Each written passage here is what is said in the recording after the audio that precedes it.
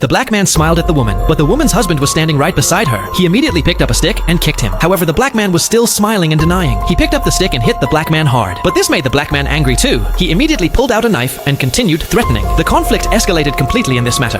The nearby white people suddenly felt something was wrong, so they immediately picked up their weapons and came out of their houses to load ammunition. The black man immediately urinated and ran away quickly. With the sound of a gunshot, the black man fell to the ground and was hit by a bullet. A white man came angrily toward him, and now the black man was no longer smiling. He apologized in a low voice, as if he had truly realized his mistake. However, for a moment, the white man still had no intention of forgiving the black man. As soon as the gun was hit hard, the surrounding white people started beating him, as if the black man was just a shadow in their eyes. It was a black woman who could not bear it anymore. She begged them to stop with all her might. But the white man not only ignored her, but also told the woman to get out of the way. Thus, after a severe beating, the black man lay on the ground, silent. His companions quickly came to check his injuries, but after a detailed inspection, the black man's entire body was broken. He had died even before being taken to the hospital. At the same time, the news of the black man's innocent death spread rapidly in the area. The black people also became angry immediately, because the dead black man was not an ordinary citizen, but a veteran soldier who had fought in war. So all the black people came out onto the streets and then started smashing white-owned shops like madmen. At that moment,